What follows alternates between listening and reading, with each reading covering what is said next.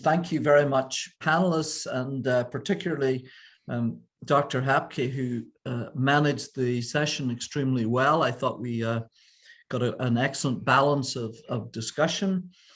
And just looking at the panel, the results of the survey, it's interesting to see that, perhaps not surprisingly, when we're in a psychedelic mindset, that 48% would like to know more about psychedelics across different disorders. And the second, but by quite a distance, topic of interest was to do essentially with gut-brain axis and the role in mental health and other disorders. So I think that's very helpful for us as we think about ongoing events. And my pleasure now to introduce Professor Benicio Frey, who is a professor of both psychiatry and behavioral neurosciences at McMaster University, is one of the lead investigators in the CanBind network. And Benicio's work has been also in the women's mental health issue, also in neuroimaging, and he's a co-lead of our imaging platform. So it's a pleasure to introduce Dr. Frey to chair the second panel.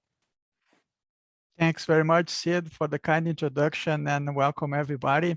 What a great first panel we had, and I'm sure you're going to have a terrific panel next. So the panel number 2 is called Psychedelic-Assisted Psychotherapies, and it's my pleasure to introduce the first speaker, Dr. James Rucker. Dr. Rucker is a consultant psychiatrist at the Maudsley Hospital in London, UK, and an NIHR clinician scientist at King's College in London, where he leads a clinical research team with together with Professor Alan Young that specialize in clinical trials of drug-assisted therapy, including psychedelics and MDMA. Dr. Rucker, please, thank you. Thank you so much for that kind introduction, Benicio. I'll just share my screen. So as Benicio says, I'm consultant psychiatrist. When you say I'm an NIHR clinician scientist, or what does that mean? Well, what it means, and this is the sort of slightly unique thing about me, is that the UK government funds me to research psychedelic drugs. They bought out my salary for 5 years and funded a trial into the use of psilocybin-assisted therapy in treatment-resistant depression. So I like to think that I've been being paid by the UK government to challenge its own drug laws. It's a very interesting thing to do. So I'm going to tell you a little bit about this, but I've been asked to talk a bit about treatment-resistant depression to contextualize some of the work that we're doing with psilocybin-assisted therapy in treatment-resistant depression. So I'm going to start off with that. This is a picture of one of Compass's actually bottles of psilocybin, which of course, as we know, is a controlled drug, so it has to be tightly regulated and transported under very secure conditions. Okay, so just a few disclosures before we start. I've done some paid work for psychedelic companies. I don't keep any of that money, it all goes back into research. Other than that, I don't have any investments or shareholdings in pharma or anyone developing psychedelics. I'm not really interested in that. I'm interested in the therapy and the patients and helping people get better. And I bring a personal element to that because I've suffered with depression in my life many times as well. And I lead a trials group that investigates psychedelic drugs. So let's start with a definition of what treatment-resistant depression is. I just want to say, and Guy's already, well, some Sid already said this actually, that, you know, when we think about depression and we think it's one thing, and it just isn't. When you're a clinician, you see it varying a huge amount. The definition of TRD also varies. The most common definition is a failure to respond to at least 2 antidepressants given in sufficient dose and duration. It's not a very good definition, to be honest, because there are so many other treatments for depression that work. The reason why we tend to focus on antidepressants as a criterion in this sort of definition is because it's easy to measure. and you can get objective evidence of whether people have or have not been on an antidepressant, what the response was, etc. So it's more a definition of ease than it is one of accuracy, and opinion varies about how we define TRD. Nonetheless, this is the way we've been defining it in many of the trials looking in treatment-resistant depression. Why are we concentrating on it? Because it's a big problem. Major depressive disorder itself is a huge problem.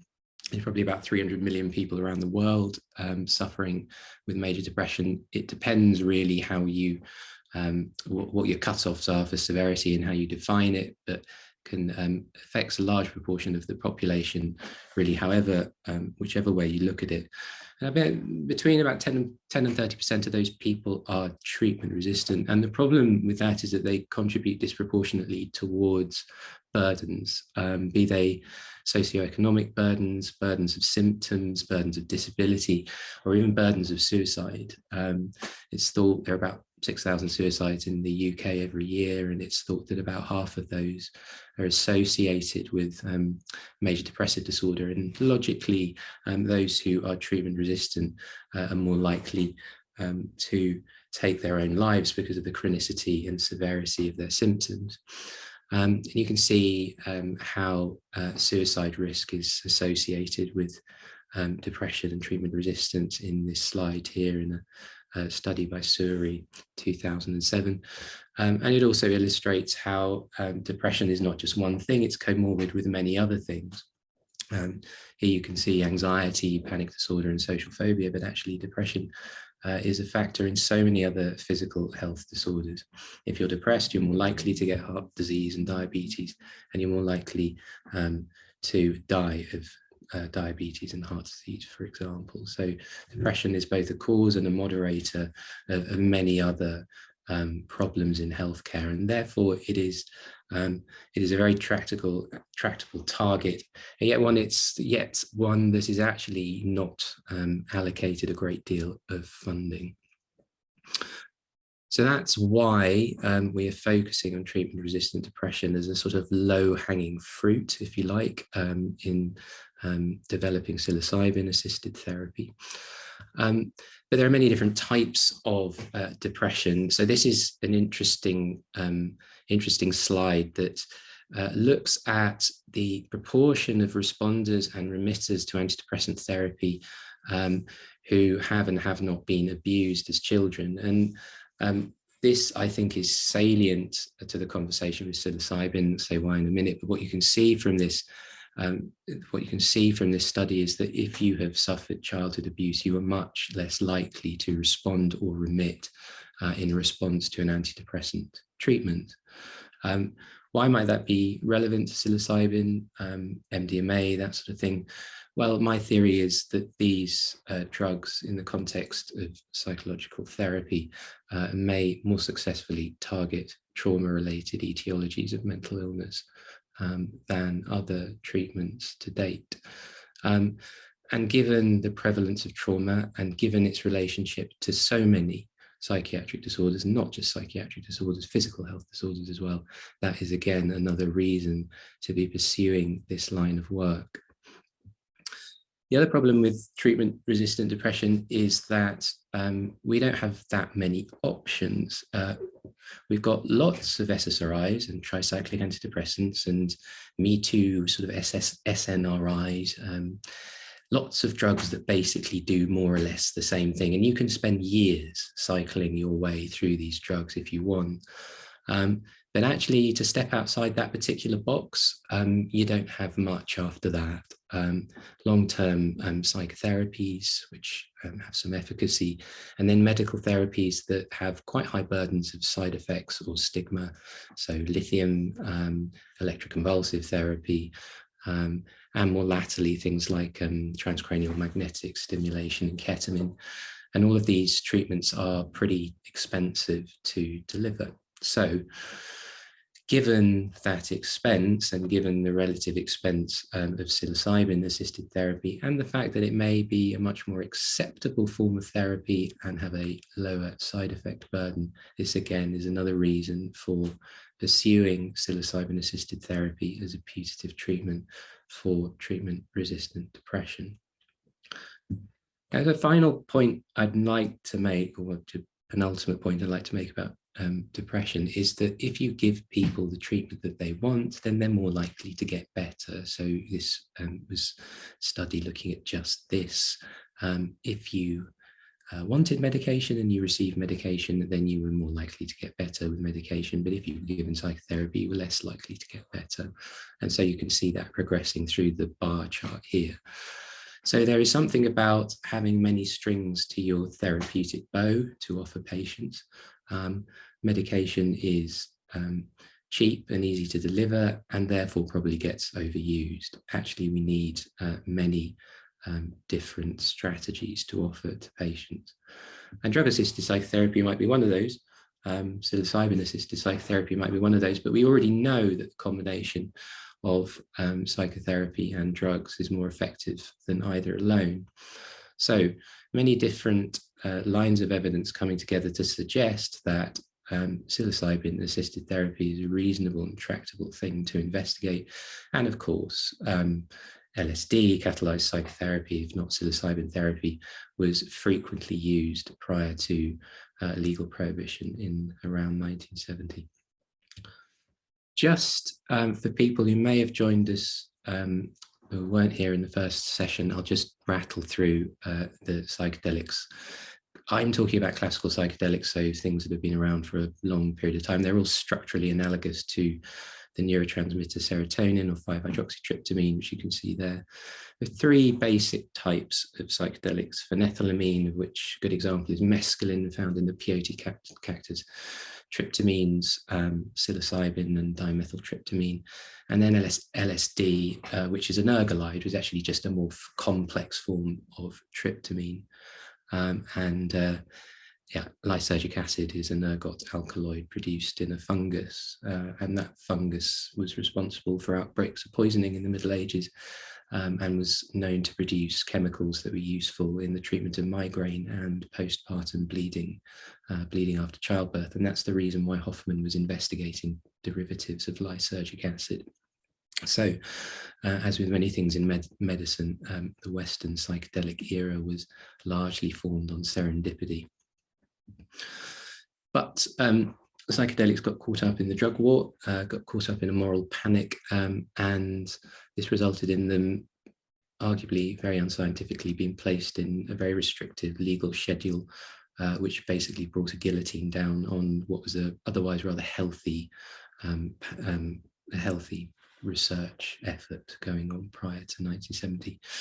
And that sort of rubber band of the law has held it back for 50 years, and that's where we find ourselves now, trying to redevelop this in the context of ongoing prohibition, although some countries have relaxed some of their laws.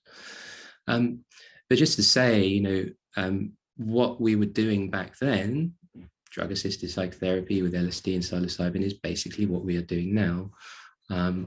This is an intermittent drug treatment embedded in a process of therapy, very similar to what we did in the past. Now, some of the studies I'm going to talk about, people have already mentioned. I was involved in this pilot study of treatment-resistant depression in 2016, led by David Nutt and Robin Carr-Harris. This was an open label study. We recruited 20 people with treatment-resistant depression. They often had very long histories of depression and had tried many different antidepressants and psychotherapy. And we gave them 2 doses of psilocybin-assisted therapy with a psychological support wrapper around it, and achieved very impressive effect size, which, to be honest, you kind of expect it in these sorts of pioneering trials where a self-selecting group of people volunteer and the researchers are all very motivated and are very attentive towards the participants, and there isn't a control group and everyone knows what they're getting.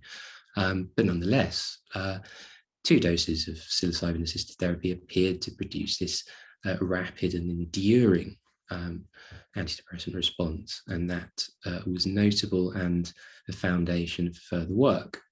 been through this already. It's not a great trial from a regulatory point of view, but it is a trial that justifies ongoing work. And from a regulatory standpoint, what you need is a decent control and a randomized and blinded design as far as can be achieved with a psychoactive drug with a strong subjective effect like psilocybin. And one of those has been done. Again, rather a small trial published by Davis in 2020, 27 people. The randomization here was essentially people were put on a waiting list or given their psilocybin-assisted therapy, and those on the waiting list were then given psilocybin-assisted therapy afterwards. There's only one thing to point out about this study is it's not treatment-resistant depression, and actually the people who were recruited to this study were not currently taking antidepressants. So perhaps a slightly different population to the population in the previous study. Still have very impressive effect size, which you can see here, rapid effect and also well tolerated. But again, as I've said, low numbers here. A single center trial, just like the Imperial trial, so probably a very motivated group of researchers. And the problem with these single center trials is that you can't generalize beyond them. And that's a key regulatory question when it comes to developing a treatment. Does it generalize beyond a single center, beyond a motivated group of researchers with a self-selecting group of participants? Because if it doesn't generalize, then it's not applicable to the general population. So that's a key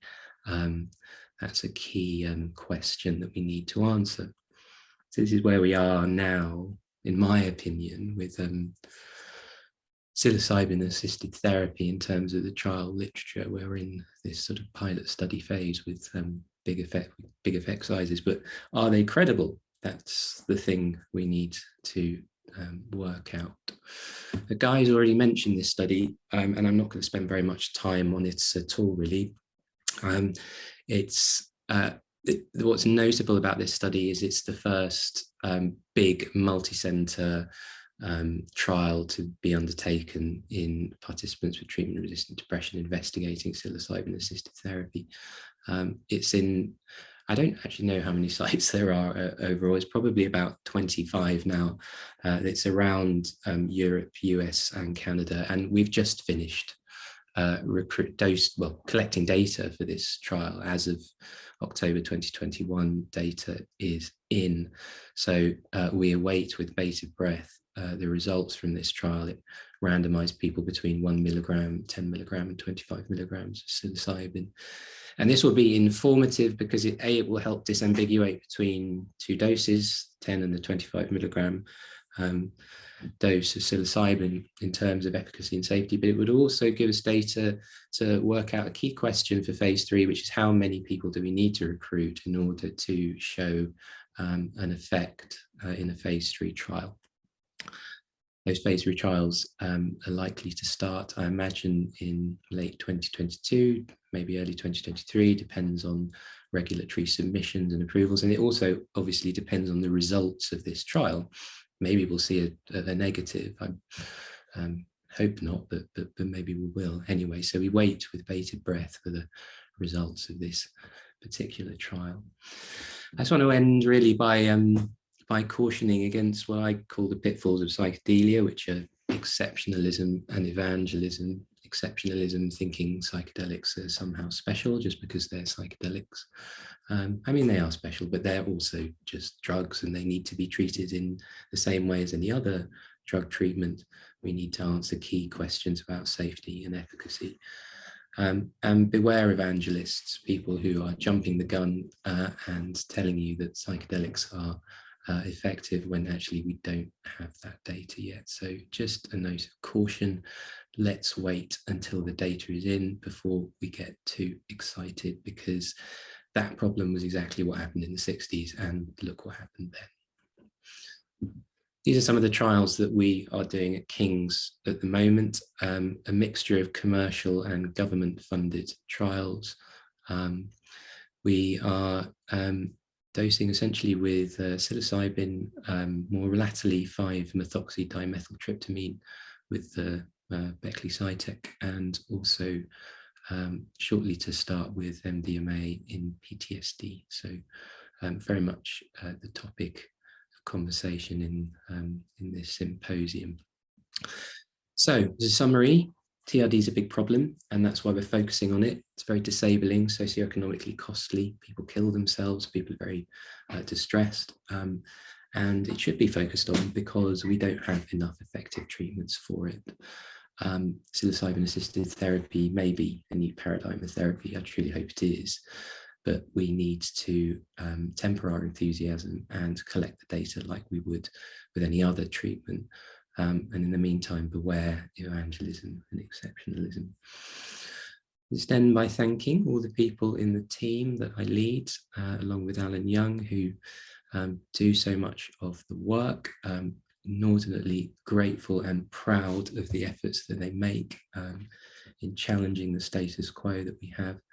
And I'll stop talking there because I think I'm at the end of my time, and leave you with a little quote that I find amusing and close to my heart. Thanks very much.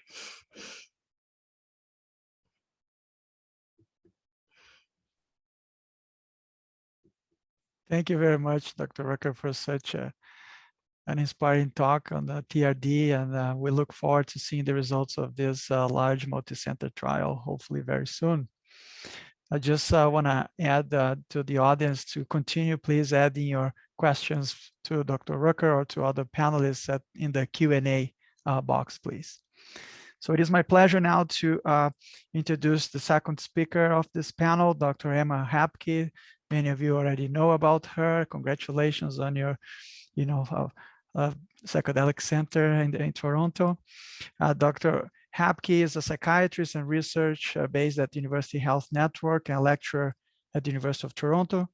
She is the co-founder, associate director of the Nickian Psychedelic Psychotherapy Research Center at UHN. She has worked with MAPS as the principal investigator of the phase 3 study of MDMA-assisted psychotherapy for PTSD in Montreal. Clinically, she has expertise in the treatment of trauma and has worked with ketamine-assisted psychotherapy for complex PTSD. Thanks, Dr. Hapke, and look forward to your talk. Thank you so much. Okay, let me share my slides.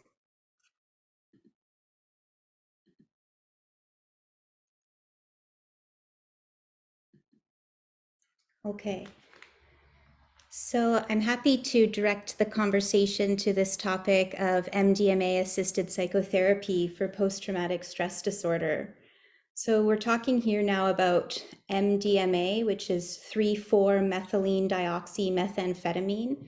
Structurally, it's similar to amphetamines, but they typically release a lot of dopamine in the brain, and MDMA releases a lot of serotonin, but also dopamine and norepinephrine. It also releases cortisol and oxytocin. We can classify it as an empathogen because it increases feelings of empathy, both for the self and for others, and also a greater sense of openness and oneness. It's also been called an enactogen, which means to touch within, because in addition to the empathy effects, we also see that it increases self-awareness and introspection. So today what we're talking about is a psychedelic, a drug-assisted psychotherapy. And I just want to take a moment to acknowledge that this way of working using plants and fungi to create a non-ordinary state of consciousness in the service of healing has been stewarded by Indigenous cultures around the world for thousands of years. And I think it's important as this becomes more mainstream that we remember this and honor it. Post-traumatic stress is an increasingly severe problem around the world. In Canada, we see the lifetime prevalence is 9.2%. So at any given time in Canada, you'll see around 800,000 people or more suffering from PTSD. In the States, in a single year, you'll have 15 million Americans suffering. And that number is sort of projected to grow with threats like climate change and COVID. Sometimes I think of PTSD not so much as a disorder, but as somebody getting stuck along the natural trajectory of resolving trauma. And so what happens is that their brain and body and psyche is partly stuck in the past. And so we see the past intruding into their present, and that comes in the form of nightmares, flashbacks, and intrusive memories. We also see that their nervous system gets stuck in the stress response. And so it's very hard for them to relax, and they become hypervigilant, very irritable. They have a hard time sleeping. The other thing that happens is because part of them is stuck in the past, it's hard for them to discern what is safe in the present. And so we actually see avoidance becoming a really big piece of what maintains the post-traumatic response, and their world becomes very small. And when you start avoiding things, you're not getting exposed to people, places, and things that might actually show you that the world can be a safe place. So it becomes a self-reinforcing cycle. And then they build up these belief systems around what happened, often blaming themselves or really feeling that the world is a really dangerous place. And we see these long states of shame and fear, the loss of joy, very high comorbidity with PTSD, both for depression, substance use, and suicide. These are some of our existing treatments. So there's 2 FDA approved medications, paroxetine and sertraline. They're really aimed more at managing symptoms as opposed to cure or remission. And there's also a number of evidence-based talk therapies, which do, as you see here, have high effect sizes. So they do work. However, with patients with more severe and chronic PTSD, you see really high dropout rates with some of these, because as they move towards processing the trauma with these therapies, we see that often they get into these intense states of flooding where the feelings are so strong, or they dissociate, and so they're not able to actually integrate and process. And that's where I think MDMA-assisted psychotherapy has a unique role. So when we're moving a drug through the drug development process, there are multiple phases. And with the MDMA research, we're now in phase 3. So I know many of you are familiar with MAPS. It's the Multidisciplinary Association of Psychedelic Studies. And you can think of it as really a nonprofit pharmaceutical company that's raised $150 million to move MDMA through the drug development process. And phase 3 is the final phase before an IND application goes in. So that's your investigational new drug application that will go into the FDA. And so phase 3 is larger, it's multi-center. Phase 2, we saw that this treatment works and is safe. And so now we're trying it in a larger population. So there's 15 sites, 12 in the US, 2 in Canada, and 1 in Israel. So this is the protocol. Really, it's an 18-week protocol with 3 MDMA sessions that are 8 hours each, nested between 12 preparatory and integrative sessions. On average, it takes people about 18 weeks to go through it. When I think about psychedelic-assisted psychotherapy, I like to think about a triangle. And at the top of the triangle, we have the therapeutic modality. At one side of the triangle, we have the therapeutic relationship. At the other side, we have the drug effects, and all of these things are important. And then in the middle, we have the patient's inner healing intelligence, which is going to guide them to the elements that are most crucial for their individual healing.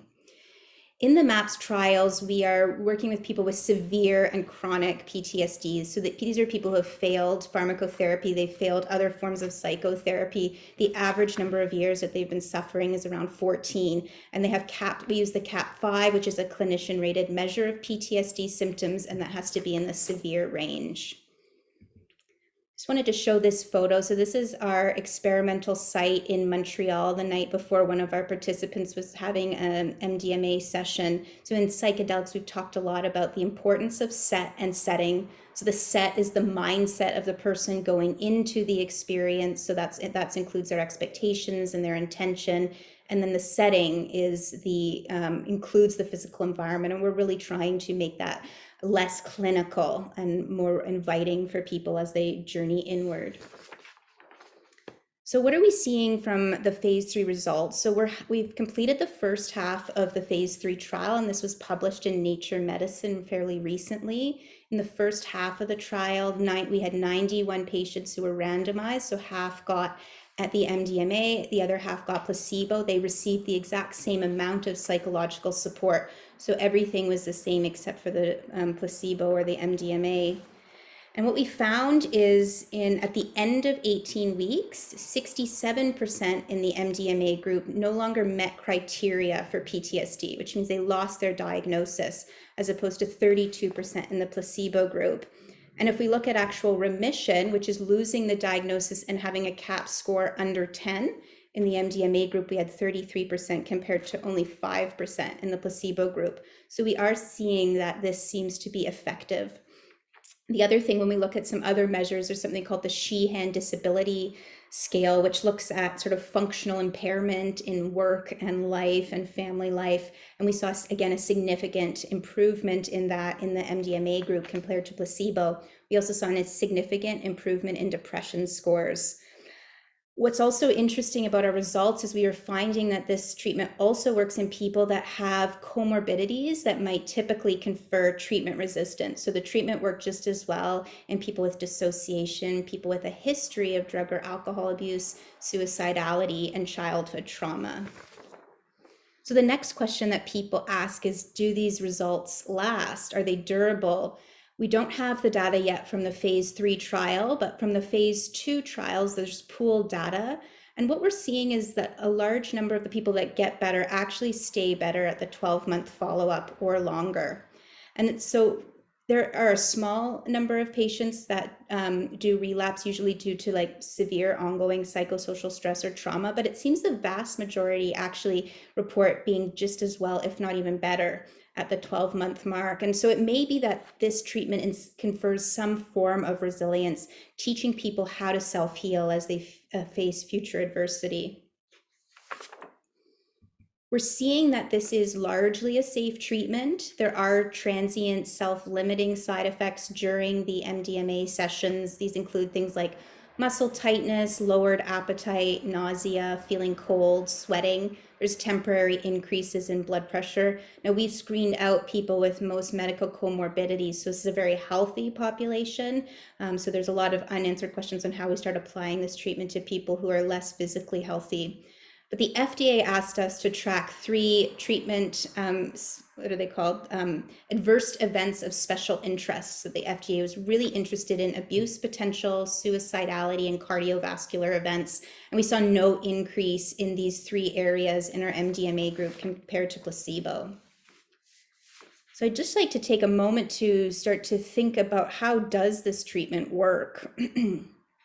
So I'd like to look at the brain of someone who has post-traumatic stress. And in PTSD, a finding that's been replicated is we see an enlarged and hyperactive amygdala. You can sort of think of the amygdala as the smoke detector of the brain. So it's going to detect danger and signal to your autonomic nervous system to turn on. That's your fight or flight response. We also see shrinkage of the hippocampus, which is thought to play a role in the long-term storage and consolidation of memory.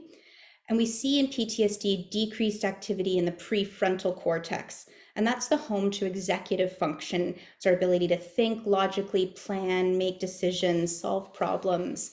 And the prefrontal cortex has a role in turning off the amygdala and turning off the stress response. But we see that decoupled from the limbic brain in PTSD. So their stress response turns on to even more benign stimuli, and it's harder for their brain to then turn that stress response off. So we're getting these states of chronic stress. When you look then at the brain on MDMA, we actually see some of the reverse effects. So one thing that we see is that MDMA seems to quiet the amygdala. And we think that's part of what makes it amenable to traumatic processing. People are able to move towards these past experiences of extreme fear without flooding with such intense fear that they can't actually process the trauma. We also see that there's greater crosstalk between the amygdala and the hippocampus, which may play some role in the facilitation of long-term storage of traumatic memory. And we see this increased activity in the prefrontal cortex. So we're starting to wonder, does MDMA facilitate exposure therapy? What's also interesting about it is a lot of other medications that reduce anxiety also cloud the sensorium, so people feel more foggy and they can't remember. But MDMA, because it increases cortisol and dopamine as well, people actually feel more clear and they have a clear memory of the session. So it has both a relaxing effect while also making you more alert. And that's part of how it may contribute to processing. We also heard earlier the potential we're learning in animal models that through oxytocin, there's this reopening of these critical windows for social development with MDMA, which again then may kind of indicate that when we add the therapy and the context, there can be healing. At the more psychological level, it builds trust with the therapist. This is really important for people, especially with interpersonal trauma, who have been hurt at the hands of people who were supposed to take care of them. We also see these increases in empathy, self-compassion, and forgiveness, which is, compassion and forgiveness are really key medicine for people with trauma.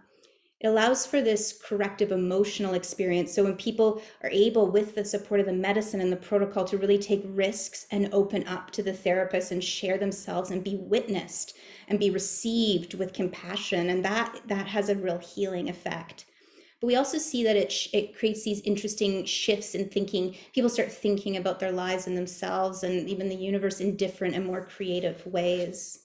I'd just like to read you one quotation from one of the vets who went through the studies with Annie and Michael Mithofer. And one of the places where he was really stuck was that he had watched a friend of his killed in front of him, and he felt like he should have somehow been able to prevent that. And in his MDMA session, he had a vivid experience of meeting his friend's soul and being forgiven. Quote, "The explosion hit.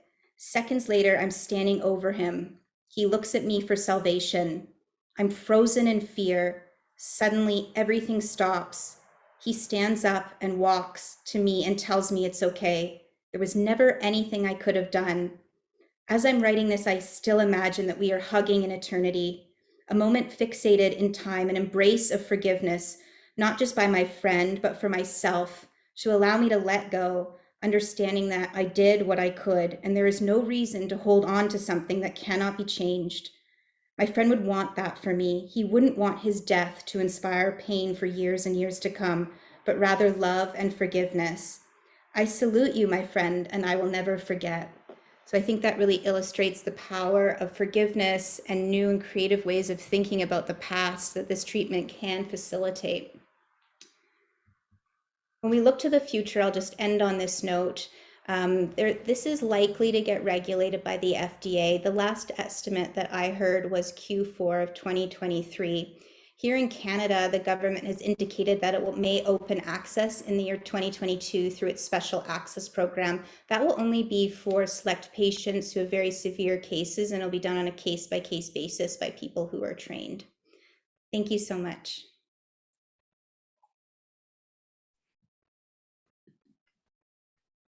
Thank you very much, Dr. Hapke, for this excellent talk on PTSD, so relevant for folks who also suffer from depression.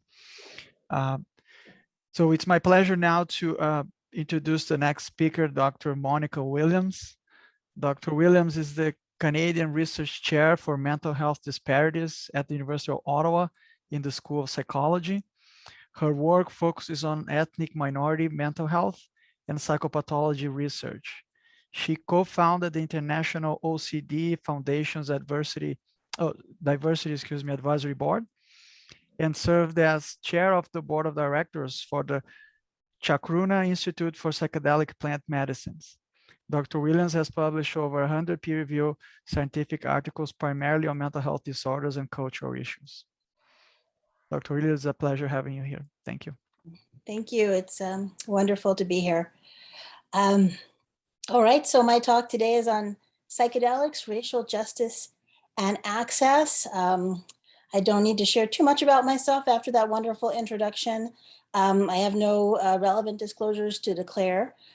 I clinically supervise diverse students, and I see a handful of clients, but primarily for issues surrounding race and traumatization due to experiences of racialization. I've been involved in psychedelic research for the past several years. As you may know, there's been ongoing work on clinical and therapeutic applications of psychedelics. And I do this work because I believe it has the potential to improve the mental health of everyone, especially those that have been underserved or have experienced mental health problems due to racialization. Racial disparities are a international problem, but they are a problem here in Canada as well. And you can see that that even just looking at this this small metric between First Nations people and primarily non-Indigenous communities, we have some pretty staggering differences in terms of life expectancy, infant mortality, self-rated mental health, and suicide.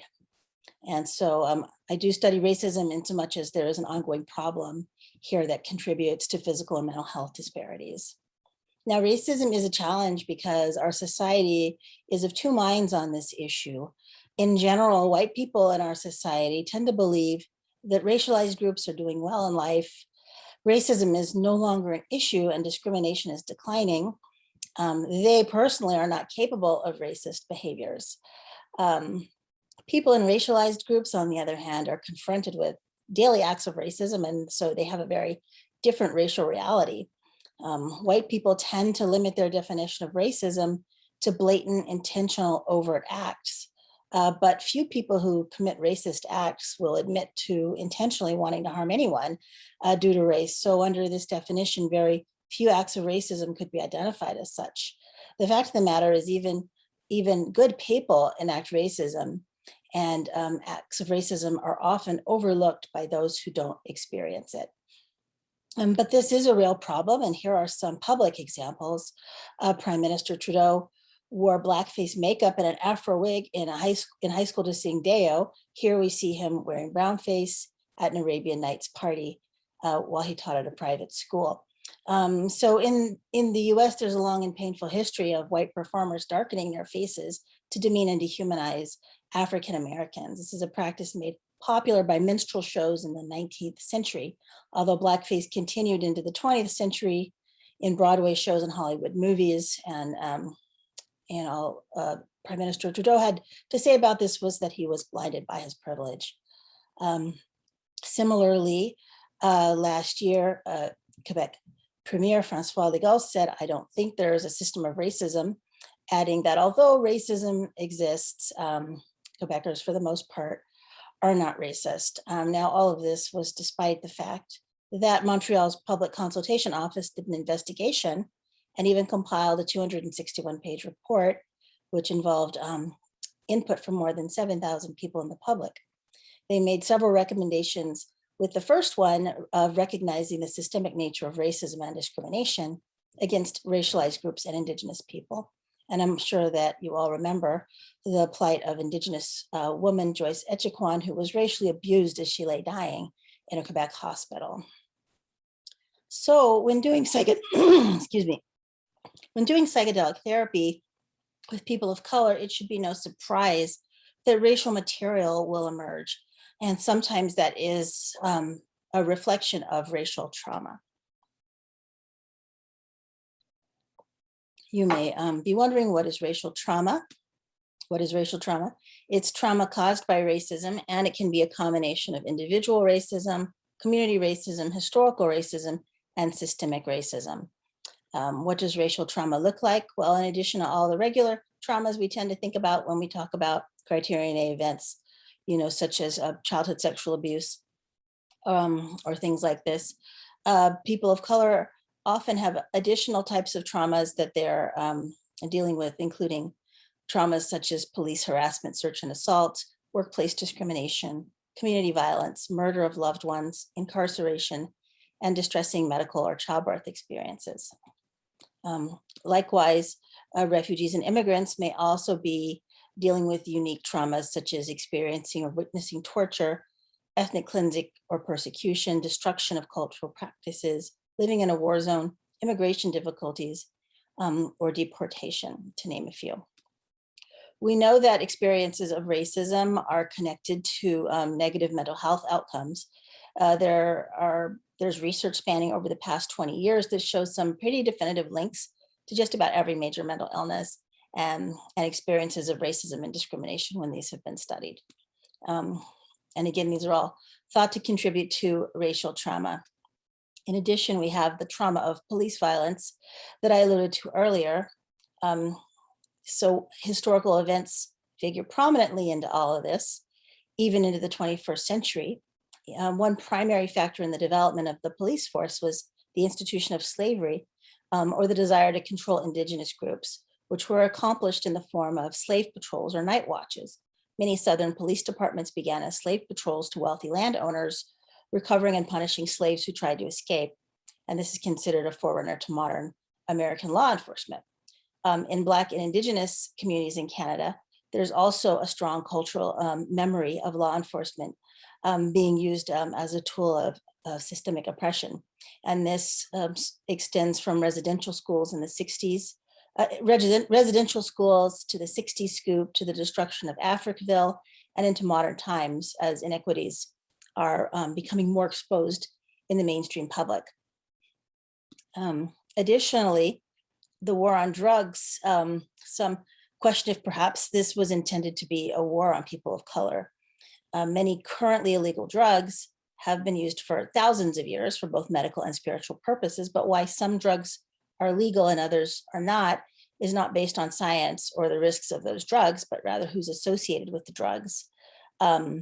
And this has more to do with moralism and racism, for example, toward Black and Chinese and Indigenous people. And this is evident in criminal justice disparities. And in the many ways that drugs are, which are objectively less harmful than others, such as MDMA, are criminalized across the world, whereas drugs that are proven to be more harmful, such as alcohol and benzodiazepines, are not. And the development of punitive drug policies has been largely fueled by fears of racial immigration, integration, Indigenous sovereignty, and fear of Black and Chinese men dating white women, as ridiculous as that sounds. So after the war on drugs was announced by Reagan in the United States, in the 1980s, Canadian Prime Minister Brian Mulroney was quick to follow suit. And in 2017, the UN Committee on the Elimination of Racial Discrimination investigated issues within Canada and made it very clear in their report that Canada has deeply rooted issues with racial discrimination, which is reflected in its drug policies, which then result in overrepresentation of certain ethnic groups in our jails and prisons. Additionally, medical mistrust is a factor. People of color often underutilize healthcare services out of fear of mistreatment or being hospitalized involuntarily or being used as guinea pigs. Many people believe that medical institutions have racist attitudes, and these perceptions may be rooted in historical abuses of slaves and Indigenous people, and government-sanctioned research abuses, such as the Tuskegee syphilis study in the US or the Canadian malnutrition experiments on Indigenous children. One example that you may have heard of is Project MK-Ultra, which was launched in 1952 to study mind control techniques. And the CIA funded many studies throughout the US and in Canada as well. Hundreds of people were given LSD, including many without their knowledge or consent. And these subjects included Americans, Canadians, and internationals. However, most abuses were against incarcerated Black men. And as one example, one group, in one study, a comparison was made between subjects at Cold Spring Harbor site, which were five healthy white subjects who were used for in several studies over several years. And that included an engineer, a doctor, a lawyer, a teacher, and a housewife. Whereas in Lexington, Kentucky, the subjects were all Black males serving time for violations of narcotics laws. At Cold Spring Harbor, the experiments were conducted in the home of the PI under social conditions designed to reduce anxiety, whereas in Lexington, they were conducted in a special prison ward devoted to research. And one of the biggest culprits, again, was the Addictions Research Center in Lexington, Kentucky, which did many, many studies testing the limits of human endurance in terms of the use of psychedelics and other drugs. Was also termed the narco farm and later actually became NIDA. Now, Dr. Rucker recently mentioned that psychedelic research going on pre-prohibition was very healthy. Well, I respectfully disagree. It was actually quite abusive, especially toward inmates and inpatients. And in our research, we identified 43 studies that were dangerous, unethical, or both. So given that we are in a new era of research, we have to look at how we're doing now in terms of these issues. And to get a handle on the scope of the problem, we did a study in my lab where we looked at all of the RCTs done for psychedelic-assisted therapy worldwide and found that to date, almost all white people have been part of these studies, both as patients and as researchers. This led one media outlet to conclude that Black Americans and others were being left out of psychedelic research. So we started a site at the University of Connecticut focused on the recruitment and treatment of people of color with trauma as part of the MAPS MDMA-assisted psychotherapy study for PTSD. And we were thrilled to be a part of that and worked very hard to bring in people of color. However, this study was actually short-lived due to fear and ignorance, namely institutional resistance, that prevented us from moving forward with phase 3 trials. And a lot of the difficulties that we experienced were due to sexism and racism, even to the point of having our study staff harassed in the hallways by nurses for not belonging and for even questioning that we had research space in our own research space. So needless to say, this was a huge blow to the whole team that we couldn't move forward. But it's important to remember that we were doing something that no one's ever done before, and we were the only ones doing it. I don't think people realize how difficult it is to do research focused on people of color in this field. And I'm actually glad we got as far as we did, considering the odds against us. And well, we did write a case study on the single study completer. In the wake of this, I was able to get a grant from Open Society Foundation to do a workshop on cultural trauma and an unprecedented training for therapists of color. And MAPS was able to get matching funds as well. And so, so we did this study. We did this study training in Louisville, Kentucky, and it was with the largest cohort ever, 50 therapists of color, although not without some struggle, I should mention. And so there is a lot of trauma in the world for people of color, and as I mentioned, my research interest is on healing this. And we're still left with the question, can psychedelics heal racial trauma?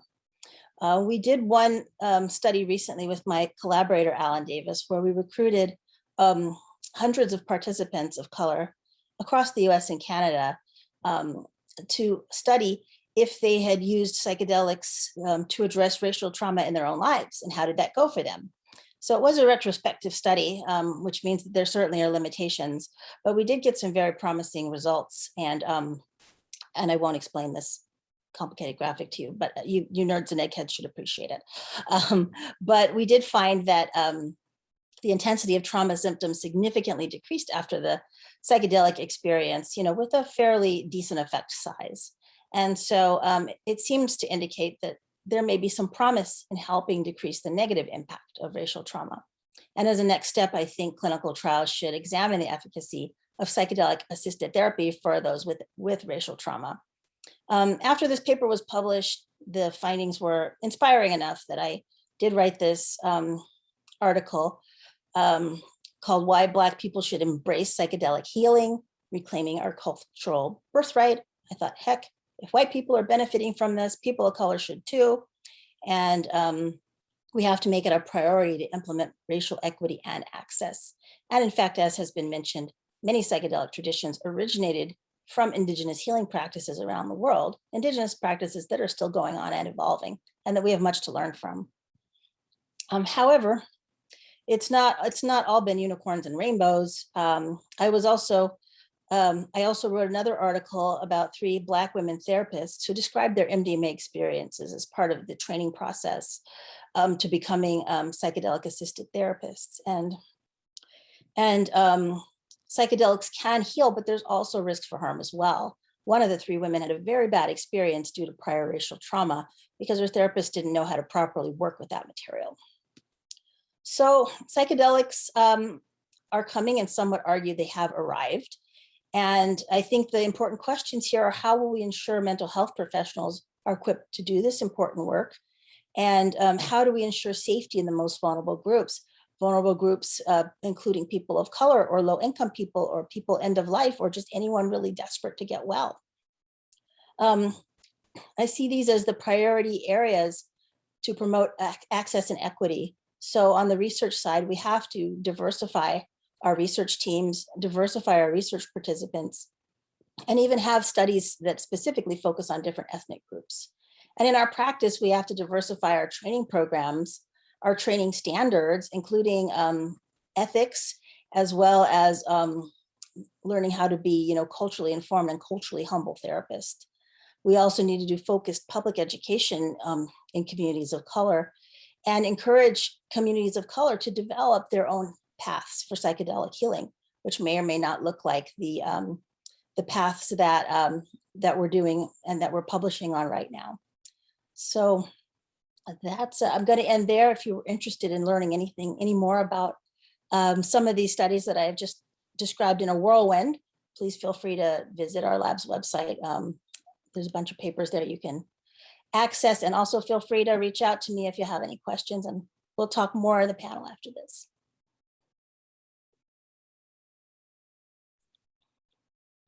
Thank you so much, Dr. Williams, for your talk, and again, highlighting the importance of racial diversity in research. Thank you for that. It is my pleasure now to introduce my brother, Dr. Brian Rush. Dr. Rush has worked for over 40 years as a substance use mental health researcher with the Center for Addiction and Mental Health, where he's currently appointed as Scientist Emeritus. He's a full professor at the University of Toronto in both the departments of Public Health Science and Psychiatry, and also holds a position as collaborating scientist at the Homewood Research Institute. His work spans population health, evaluations of mental health and addiction treatment programs and services, including those focused on alternative and traditional medicine. Dr. Rush is currently the project leader of the multi-site study known as Ayahuasca Treatment Outcome Project, ATOP. Brian, it's a pleasure having you here, brother. Thank you so much. I'm just getting my presentation up. And we're good. I'll put it on there. We're good to go, Benicio? Yes, thank you. Okay, thank you. And people might be wondering why we're brothers, but friends are the brothers you choose, which certainly counts in our case. So nice to see you. So thanks for the introduction. I'm going to focus really maybe two parts of the presentation. One, an overview of the work in substance use disorders, and then take the opportunity to branch off a little bit. The last issue to talk about here around maximizing value for Indigenous peoples is certainly not restricted to the substance use area, but it's something I'm particularly passionate about, and others as well who've already mentioned. And I thought bridge that into the conversation. So here's the overview. First, very briefly, why is this work important? What's the current status and immediate future? We have recently done a pretty significant review of this literature and psychedelics in general, and that included an update of registered clinical trials. I'll give you a summary of that. We've also learned a lot in this area, in particular in the substance use area, around what you might call naturalistic observational studies. And I'd like to touch on some of the challenges with set and setting and the kinds of research strategies that are needed to address questions of mediation or mechanisms, if you will. And then lastly, touch on the Indigenous cultural issues. So why is this work important? I don't need to belabor this. I'm sure most people understand significant elements of this. From a global burden of illness perspective, disability, adjusted life years, etc., substance use disorders follow depression and anxiety in terms of global burden. And for males, it's second only to depression. So in terms of cost to society, whatever country or jurisdiction we look in across the globally, and certainly in Canada, it's a significant cost. Opioid-related mortality, again, many of you will be familiar with this tragedy as it continues to unfold. Almost 20,000 deaths over a 4.5-year period, and through that time, 106% increase. We also know that opioid-related mortality has increased during the pandemic.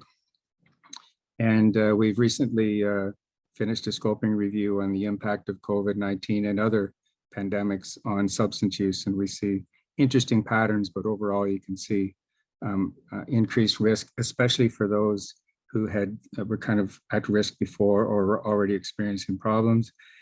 And then there's a lot in this last bullet. We could spend a long time there, because here we're really grouping a lot of things together, from alcohol, stimulants, opioids, et cetera, cannabis, tobacco. It's kind of all in this presentation and all kind of in one big box under, what do we have to say here about psychedelic-assisted therapy? So across the board in addictions treatment, we just need a lot more in the toolbox. And I won't say any more about that in the interest of time. So here's a summary of registered trials, pretty recent, as of late August 2021. And you can see the huge interest here: PTSD, depression. And within depression, there's a lot of variation and subtopics, including treatment-resistant depression. And then it's interesting, the bar here for alcohol is a little bit misleading given all the different disorders that are captured in there.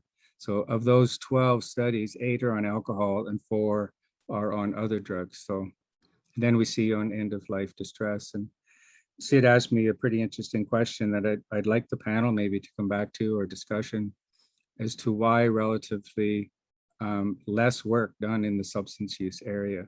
I'll show you what is done very briefly, and it's not much, certainly in comparison to the work on depression and PTSD. So that's kind of the future coming. It is satisfying that we see a bit more interest here, but again, it's when you break that down by disorder, including tobacco, by individual disorders, there's not too much on the horizon. There's a lot being published. Wow, we found all kinds of reviews and commentary. There's a lot of people, a lot of extremely experienced researchers globally interested in the topic of substance use disorder. I think we can all expect more work coming. We've got about 20-25 reviews, either good scoping reviews, systematic reviews, et cetera, in the area. They all conclude, quote unquote, promising, we need more.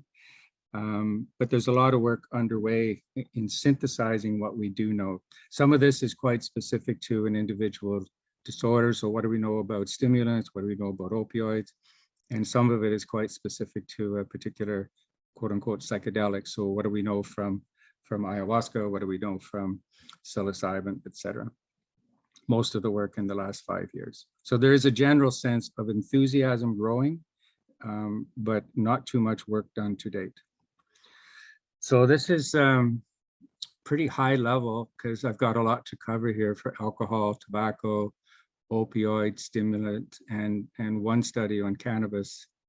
So I'll just kind of, the little stars here are kind of a Brian Rush made for today summary, a bit of a qualitative summary for you about kind of how good the evidence is.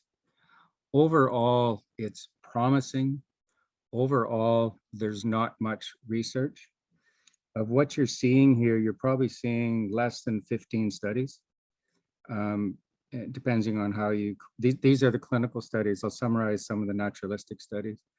They are almost all open label pilot studies, proof of concept, safety, tolerability, with the exception of the ketamine work, which I think comprises most. If I said there was 15 studies here, I think about 8 or 9, maybe even 10 of them are on ketamine, and a lot from Dakwar's lab in the US. In general, there's a lot of work here in ketamine as we branch out.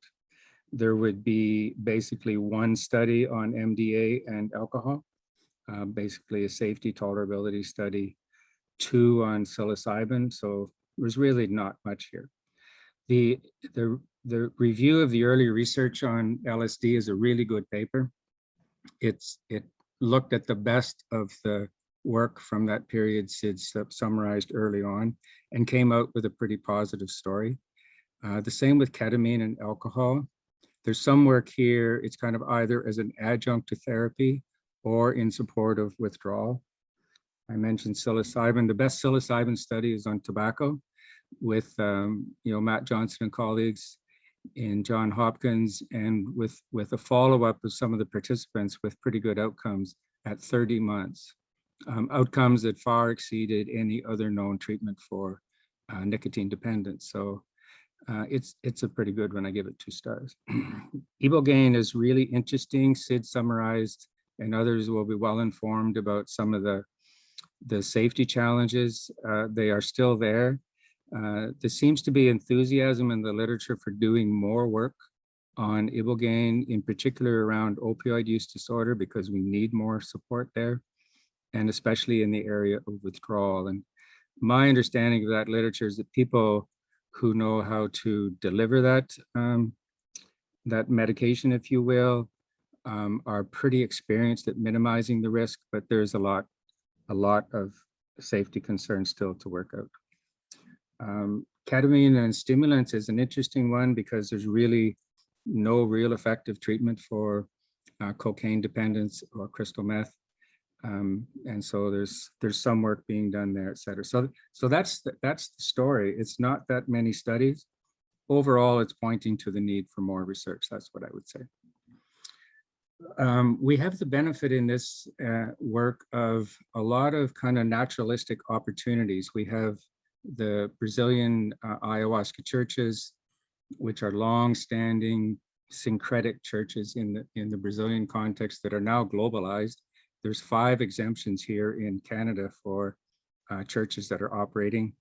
The opportunity here is to study the long-term use, in this case, of ayahuasca, which does show very low toxicity, essentially zero addiction potential.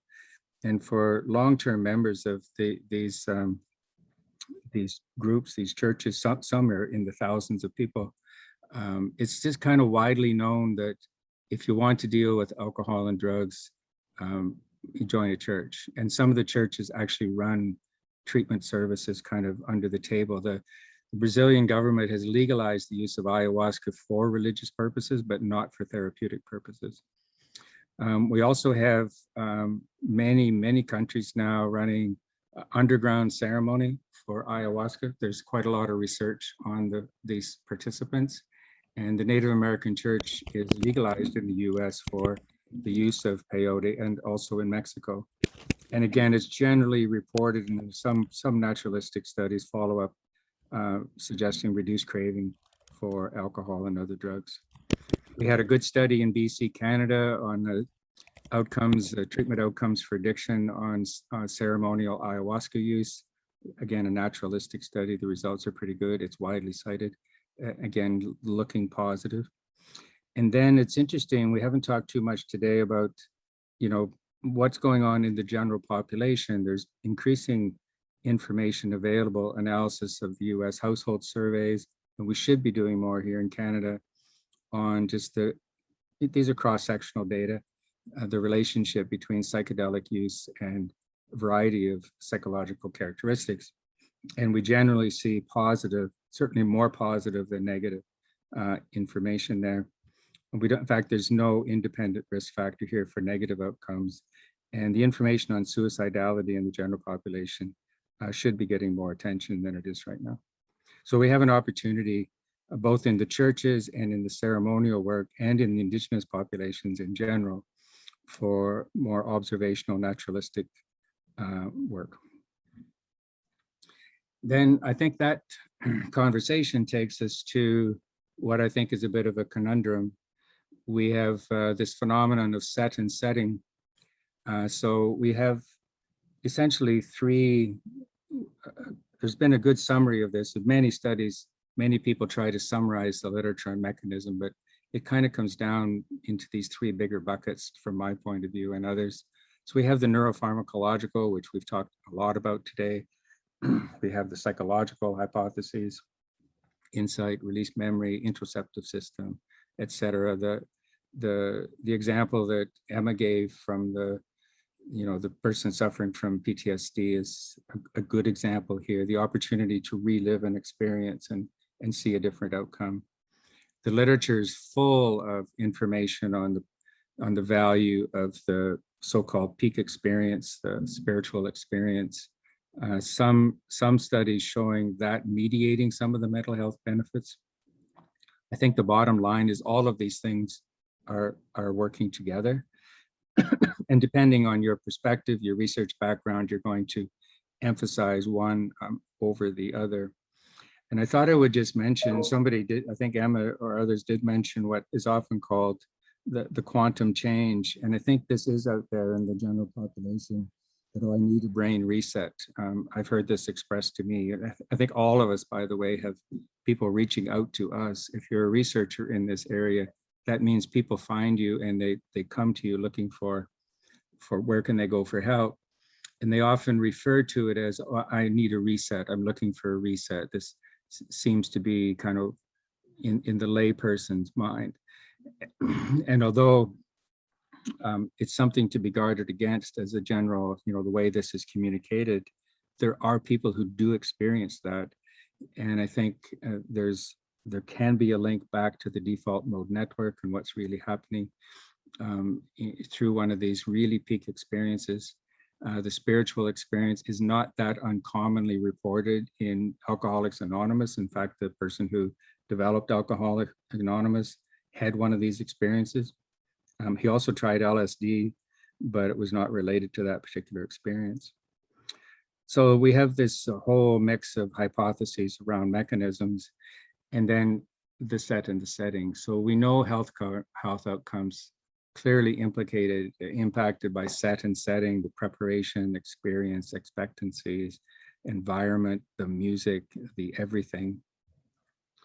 So this really, I think it'd be interesting conversation with this panel. We got a mix of different research backgrounds here. The question I like to pose is, are controlled trials alone really going to be sort out the active ingredients? So can we sort out the role of, quote unquote, the medication above and beyond all these other things? Can we sort out the role of the therapeutic environment? Can we sort out the role of that empathetic therapeutic relationship, which Emma, and in our work in ayahuasca, it's all, I won't say we've given up. We've certainly designed the studies to try and tease out these ingredients. But some people, in particular the healers that we work with, the indigenous healers, they say this is a holistic intervention. You can't pull it apart. But this is our kind of research process, and it just leads to the question, is the search for these active ingredients even a viable research goal? And you have to remember, the idea in a controlled trial is to remove all the noise. So you're left with, say, the medication, or you're left with the therapy. Well, are you actually pulling out part of what's essential for the therapeutic impact? This is a big question that research needs to think about. And I'm certainly now arrived at a point where there's a strong role for mixed methods, certainly qualitative, describing people's experiences, following up with people after trials, understanding community perspectives, understanding motivations for this particular, say, end of life work. Kind of what is it that people are looking for, and how does that connect to their ultimate experience? And a lot of mixed research models. I would also put a plug in as a population health researcher for more work on surveillance. I think surveillance, broadly speaking, what's going on in the general population, what's going on in our hospital admissions, our treatment services, as far as having a system in place to monitor over time potential harms related to psychedelics that are being experienced out in the general population that we should be measuring. I think we should learn a lot from the cannabis experiment, if you will, that we're now studying really actively the epidemiology and the benefits and also harms associated with cannabis. And remember, we legalized a few years back. So this takes to the last point around how do we maximize value for our Indigenous peoples here. We would refer to as First Nations, Inuit, and Métis, but I think this is a global question. And first, a very quick reminder, Emma mentioned, thank you, that we are investigating a range of traditional medicines that have been used for centuries upon centuries.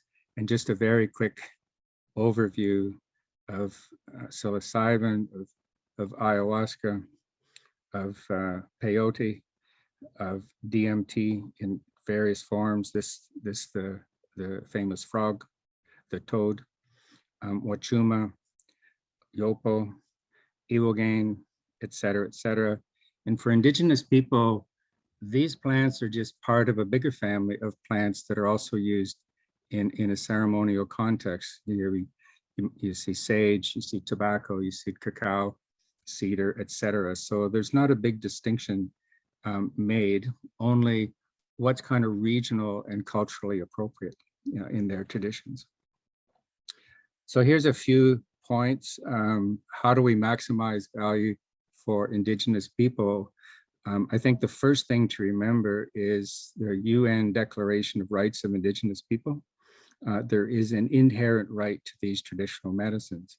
This presents a bit of a conundrum because these are traditional medicines and now they've been banned for use, and Schedule I basically prevents transport of these substances across countries as well.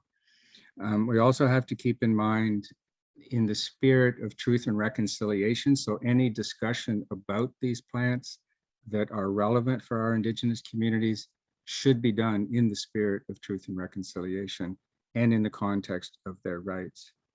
There's a real need here for conversation about, quote unquote, the complementary nature of these medicines. And I emphasize the words complementary. So colleagues that I'm working with would use and support, and in their personal work, support the use of these medicines to return people to their traditional medicines, not as an alternative. So we don't have a long history, or certainly the cultivation of these plants in Canada. Most of the ones we're talking about, ayahuasca, mushrooms, et cetera. So it's like they don't have a real home in our own traditional medicines. So they're often seen with suspicion. So this requires a conversation, the extent to which we're going to bring the Indigenous communities into this conversation. We should be supporting Indigenous investigators, in particular young investigators.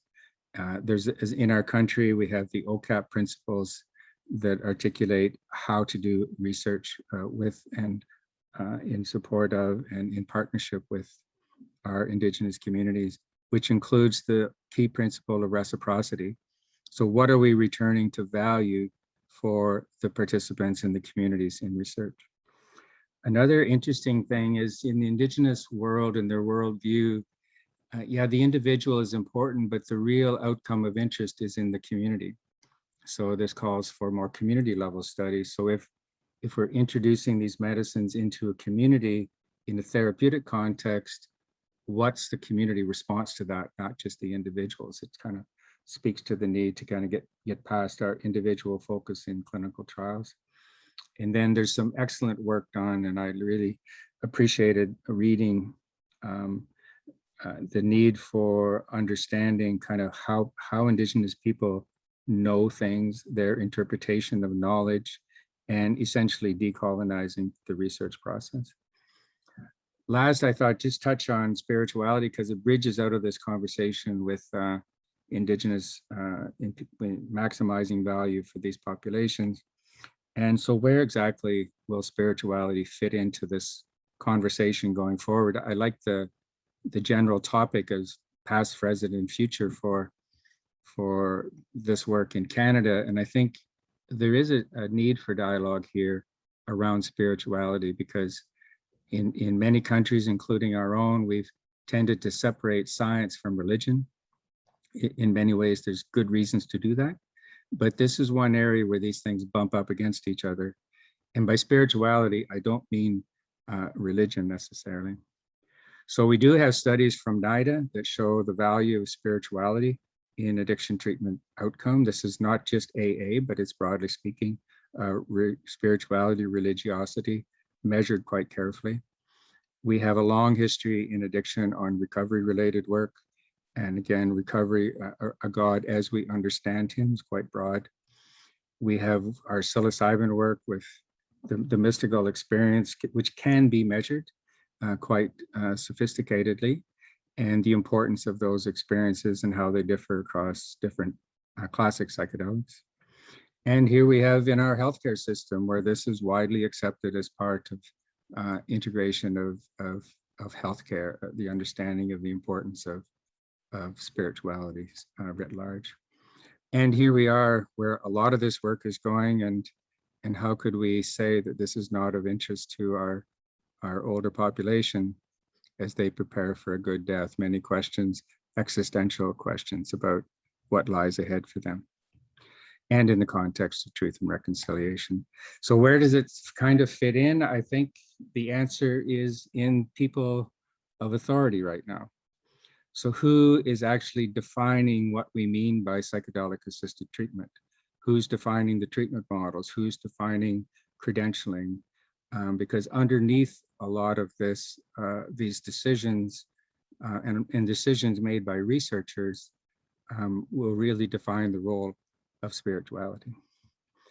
I'd like to put in a plug for our conference. Monnica and I are participating in planning a pretty major conference, partly virtual, partly face-to-face next May here in Toronto. We'd like everybody to stay tuned. There's a real focus in that conference on bringing policymakers, clinicians, and researchers together. The conference co-sponsored by CAMH, the Mental Health Commission of Canada, and CCSA, which I think in and of itself says something about the topic area and how it's kind of arrived and accepted here in Canada as a legitimate topic of discussion. And we'll be sending out registration soon. Instead, I didn't know you were planning a follow-up conference, so now I appreciate even more you letting me put in a plug for our own efforts. So I'm sure we can coordinate and support each other on that. And that's it. Open up with the panel. I think, Benicio, this is maybe the last of the presentations in the panel. Am I right? And then we open up for. There's one more, Brian. One more. Okay, perfect. Yeah. So thanks everybody for your time, and I look forward to comments as we get to the panel. Thanks so much, Dr. Rush, for such an inspiring and very insightful, certainly talk. And as I prepare to introduce the last speaker of this panel, I want to just do a quick reminder for the audience to continue adding their questions to the panelists in the Q&A box, please. So it is my pleasure to introduce Dr. Sarah Hales. Dr. Hales is a psychiatrist for the Division of Psychosocial Oncology in the Department of Supportive Care at the Prince Margaret Cancer Center, and she's the assistant professor at the Department of Psychiatry, University of Toronto. Her clinical and research interests include the end-of-life experience as it affects both patients and families, and psychotherapeutic interventions aimed at alleviating distress in those facing advanced disease. Dr. Hales, thanks so much for being here today. Thanks very much, Benicio. I imagine everybody is tired. I am tired. So I'm going to try to, it's hard to be the last and to talk about mortality. It's like, but I'm going to hopefully energize you, and I'll try to keep it short also so that we have time for the discussion, because I'm really looking forward to the panel as well. So I'm going to share my screen with all of you. As mentioned, I work at Princess Margaret, and I work in the area of death-related distress, and particularly psychotherapeutic interventions to support patients and families. Most of my patients are advanced cancer patients. I have no conflicts of interest to disclose. I've certainly been my interest is psychotherapy and research on psychotherapy, but of course I've been fascinated by the lay public's and media's interest in psychedelic research that we've seen really explode in the last few years. And I think most exciting for me has just been it's led to a lot of conversations around end of life, because it's not something we talk about unless we're talking about psychedelic-assisted psychotherapy or assisted dying. We don't talk a lot in the public realm about end of life. But of course, this is a universal problem. It's a shared issue we're all going to face. Unlike a lot of other problems that we treat, this death is a universal human situation. And so it's been pretty exciting to me to hear people talking about it and wrestling with some of these issues. And sometimes people will say to me, well, we have to get these treatments into the hands of patients because there's nothing for them. And I want to say, oh no, actually there is research and evidence. It's just we don't get a lot of attention in this field. So I want to tell you a little bit about the state of the field right now and the uniqueness, I think, around end-of-life distress. It's a little different than PTSD and depression, treatment-resistant depression, and some of the other diagnostic categories we've been talking about. And I think this is going to touch on some of the things the other presenters have been mentioning. People have been talking about, I mean, Sid started us off with this idea, this very provocative idea about pathologizing end-of-life. So I think that my field really, I think, highlights the fact that there can be intense distress that sometimes needs the support of clinicians, but that really isn't pathological. Intense grief and intense anticipated end-of-life distress can be really paralyzing and very devastating for people, and yet it's not really pathological necessarily. There's a breadth of challenges that people with advanced disease face, and I just want to make the case that this is actually a growing problem. I mean, we're getting better and better at treating people. We've got more and more aggressive treatments, and so people are living longer, often with serious and life-threatening diseases. And they're living longer with this heightened mortality awareness. When I started working in cancer care a few decades ago, people with, for instance, melanoma, metastatic melanoma might have months to live, and now they're living years. And so people are living in this state of uncertainty. And they're often also, though, living with a lot of problems around their physical self. So a lot of symptoms and morbidity. There's a lot of relational challenges. They're stopping work. They're not able to parent and be the friends and family members they used to be. And then there are also what we could call spiritual and existential concerns that arise in the face of mortality. And I'm going to come back to that a little bit when I talk later. But there haven't been as many evidence-based approaches to help us deal with the distress they're experiencing as not surprising to most people in medicine. We're often good at treating physical symptoms. And so we're farther ahead in terms of palliation of physical symptoms and less so the psychological suffering. But we are developing treatments. And so I'm going to tell you a little bit what's out there. The other, I think, really interesting thing about this field is that we see distress. It's intense and can be really affect functioning intensely, but it doesn't fit into usual psychiatric categories. So what I call mortality-related distress, so the distress that comes when people confront their own mortality, it may look like a classic depression. It may look like what we call demoralization, which is a lack of meaninglessness and hopelessness in life. It may be death-specific. It may be distress around the dying phase or life extinction. It could be desire for hastened death, a sense of general hopelessness, or loss of dignity.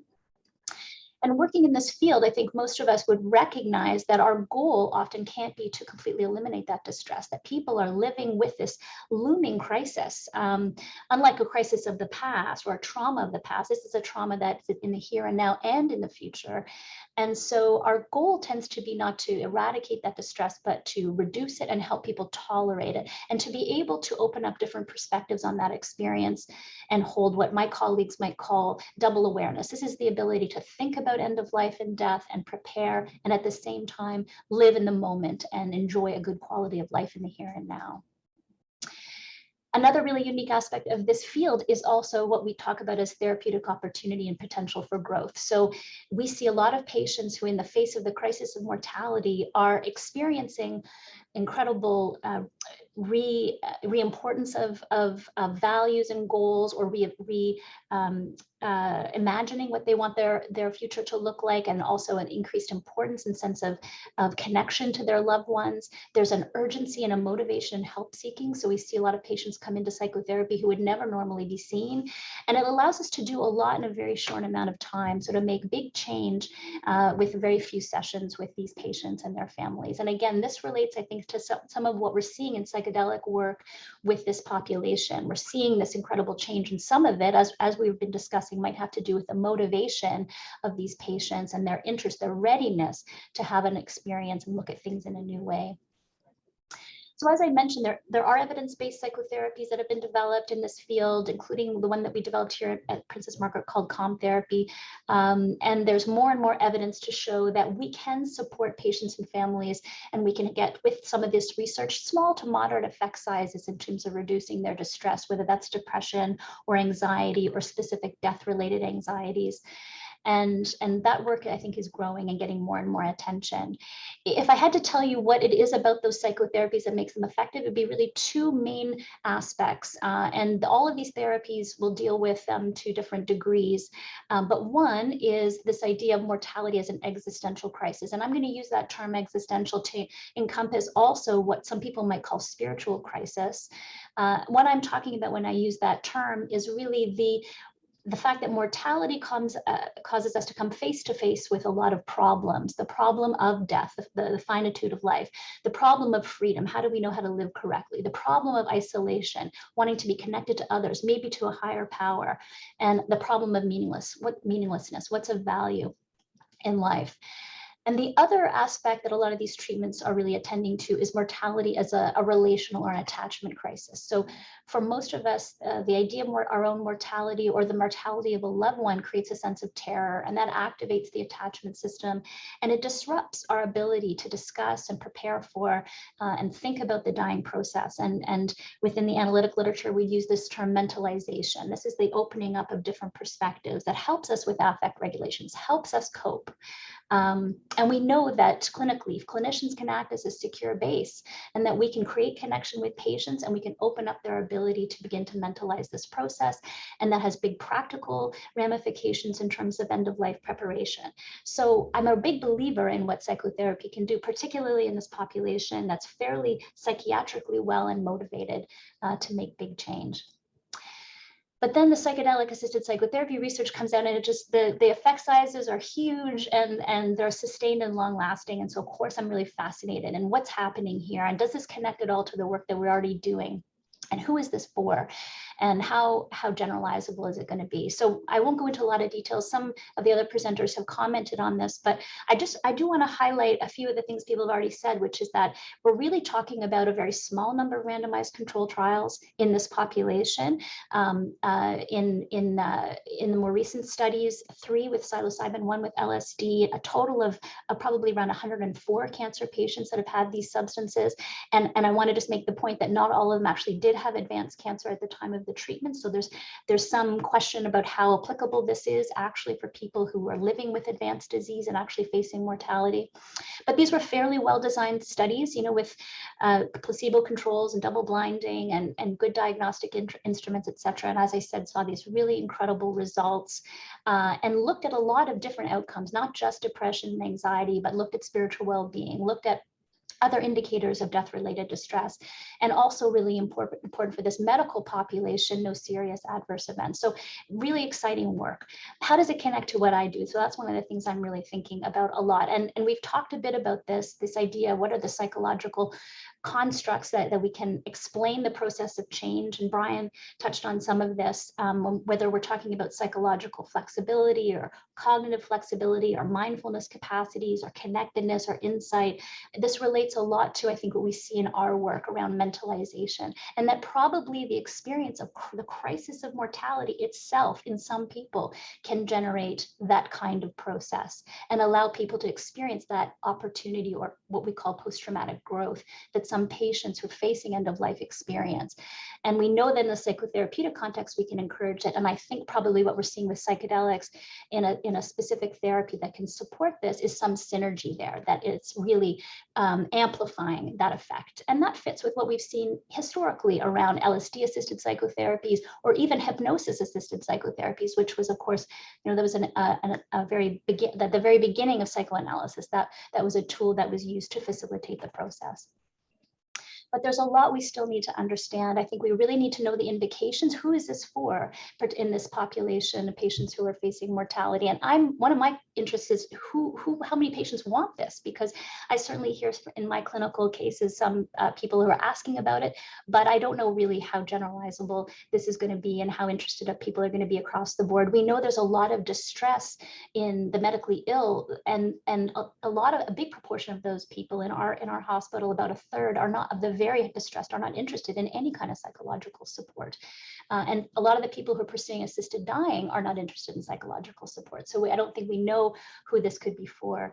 And certainly we need to refine, I think, the psychotherapeutic protocol. So I'm interested in psychotherapy very much, and I'm interested in what can go well with psilocybin, for instance, and to treat these patients. And of course, understand the mechanisms of action, et cetera. And we've talked about issues of diversity, inclusion. I think that's so important, not just understanding the history around Indigenous use of these medicines, but also the underground therapists who've been using these treatments sometimes for decades and have a lot of experience that hasn't been tapped into. And just finally, just to say, we were wading into this work here with the support of the McCann Foundation and the Hesh Foundation to do a trial where we're going to combine psilocybin with something that's calm-like, the therapy that we've developed here that's focusing on the existential attachment and relational issues, and hope to see what the acceptability of this kind of intervention is for our patients and the feasibility of a larger trial. So I'm going to stop there so we can move on.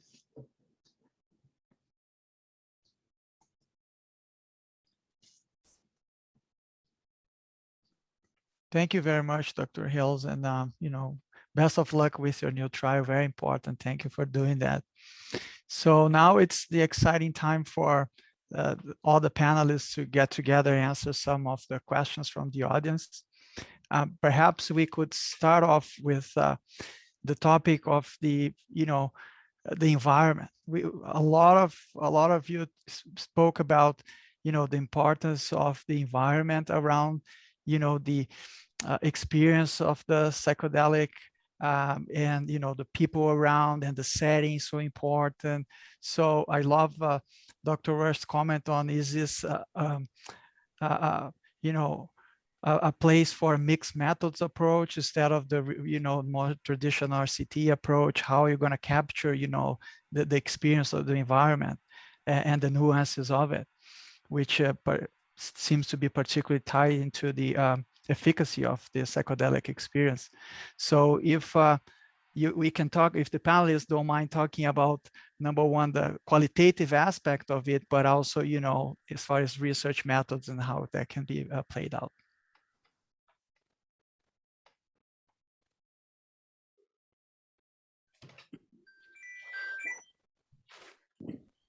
Maybe others can jump in, Benicio, because I've kind of kicked off the conversation. I'd be interested in the experience of other researchers, and also from your clinical perspectives, how to capture different aspects of their experience and use that to understand the mechanisms. Well, it's quite difficult, I think, to capture reliably different aspects of experience between people. So we routinely try to capture the basic elements of the therapeutic relationship between participant and therapist. Other studies have tried to capture appreciation of music.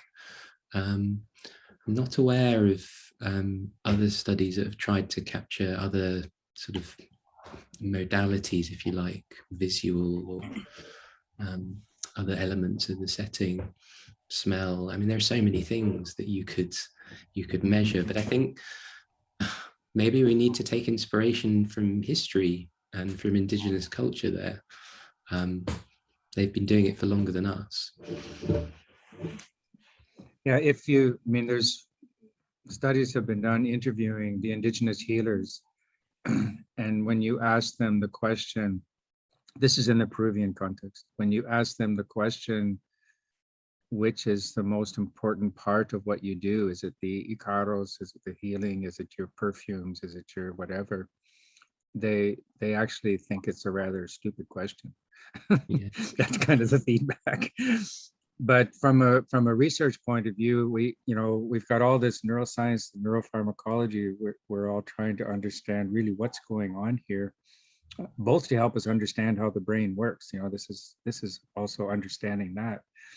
So we try and disentangle things, and I'm a supporter of that. But we found it of value to kind of layer in a lot of qualitative feedback to help us interpret that data, recognizing its limitations. Yeah, I think something we need to keep considering is, so we pay a lot of attention to the context in which the person's taking the medicine, but what about the social context in which they're integrating these experiences? Because I think paying more attention to communities, which is what happens in Indigenous cultures, right? Like that people are integrating, they don't even have really this concept of integration because they're in community with other people that understand the medicine. And so it's sort of built into, their way of life. Whereas here, people may be going back into context where people they have no way of understanding their experience, and that can be really isolating for people. And so I think when we're thinking about integration, we need to be thinking about the social context.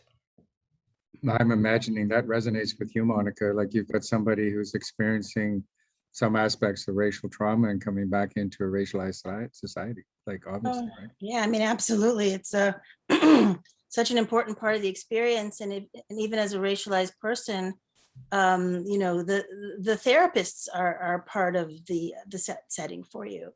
And if the therapists, aren't part of your cultural group, well, that's going to affect your experience, as well as the place where it's happening. Is it in your community? Is it outside of your community in a strange place, or a place where you normally don't go because you feel uncomfortable? So even the music that's picked, people say, oh, this is neutral music. Well, is it neutral music just because it doesn't have any words? If it was by, a European classical, artist, that doesn't make it culture free. Yeah. So the question here from the audience directed to Dr. Rucker, but could be to anyone can jump in, of course. If you could comment on the type of psychological support / psychotherapy that is provided during this psilocybin sessions. And I would like to add, a second related question about how the therapists are trained in these multi-center trials. So how to consistently deliver the same type of psychotherapy approach in multi-center trials? Big topic. The preparation revolves around psychoeducation, around the drug, and the development of trust and rapport between therapist and participant, establishing ways in which participants may illustrate their need for support, because people will ask for support in different ways. So it's quite sort of touchy-feely stuff around, as I say, establishing trust and rapport, and seeking to understand how people express distress or express a need for support. That can take time. Then on the day, the model is relatively non-interventional, so we're not talking to people. The therapists are there in the room with people, but they're generally given eye shades, music to listen to, which is sometimes prescribed in some trials. In my own trials, people can bring their own music in, as far as I'm concerned, because set and setting is so individual. So maybe it's worth empowering people by allowing them to define it to the extent that we can. As I say, the therapists are trained not to intervene unless someone expresses a need for intervention. It's really just a calm, reassuring presence that's there, a sort of container, a holding hand, whatever that person needs, but certainly not a projection of what we think they need onto them. And integration follows much the same sort of spirit, I think. And that's helping people to define what changes they need to make in their life in order to in order to help them maintain any improvements or insights that they've learned from the therapy session, be it with psilocybin or with anything else. So to that extent, it's relatively difficult to manualize, but it comes down to quite core therapist qualities of rapport and non-judgment and respect, active listening, that sort of thing. And as I say, not projecting a particular model. This all being said, regulators do want things manualized. So it feels like we're walking a bit of a tightrope here between having to define something and not wanting to define it too much. Yeah, I mean, I know many protocols have very specific types of therapy that they use for the study. My bias, and I guess this has yet to be borne out, is that I think probably just about any kind of therapy is fine if the therapist is comfortable with it and the therapist has good, rapport and connection with the client, as pointed out by Dr. Rucker. Thank you. Thank you very much. The other question that came up here is about younger people. What, age limit has this, are there anecdotal stories about psychedelic-assisted psychotherapy in youth, for instance? How do we manage, the needs of a younger population? It's an interesting question, actually. In phase 4 research, after phase 3 is completed and assuming the FDA approves MDMA, then we actually have to study it. We're required to study it, and I think 14 and up. So that will be future research, but we don't have any of that data yet. I think we need to be super careful in that age group for perhaps obvious reasons, but I'm reminded, I went through a lot of the pre-prohibition literature in the sort of early years of my involvement in this research. And I came across this very sort of soulful case series of essentially describing the use of LSD in children with severe self-injury in the context of autism. Very interesting paper. I mean, you can't draw any conclusions from it. It's all open label and just a narrative description. But the psychologists who undertook this work were of the opinion that it was profoundly helpful for some children. So I wouldn't exclude psychedelics completely from children and adolescents. They may have a use, but we need to be very careful given that the brain is at a sensitive stage of development there. Benicio, if you don't mind, I would just add from Indigenous Amazonian context, ayahuasca is used routinely by children in small amounts. It's introduced as partly as a rite of passage into adulthood. It's introduced to increase awareness of your environment and the need to protect the forest. It's used to increase connectivity to the community. So it's used for prevention, not treatment. Wow. With no, from what we can understand, I'm not the expert, but no apparent major side effects, and I'm not sure the dosage. But introduced at a very young age, like less than 10. It's also used by pregnant women. Many of the curanderos were born to women on ayahuasca at the time. Thank you. So another question, again, back to the environment, seems to be a big theme here, is what about the use in outdoor settings? Therapies in the outdoor settings. Good one. What does that mean, outer settings? Outdoor. Like actually giving medicine outside. Yeah, in nature, outside. Yeah. Oh, well, yeah, so this is something that's, I don't,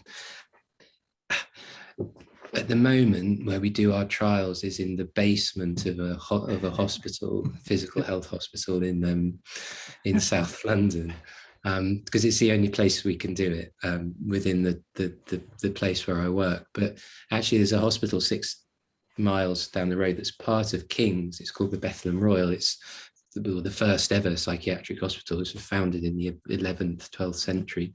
Where it is now is an old asylum working psychiatric hospital, but it's set in 200 acres of green space. And this, to me, is the ideal place for a centre, because you can go for a walk in the woods afterwards.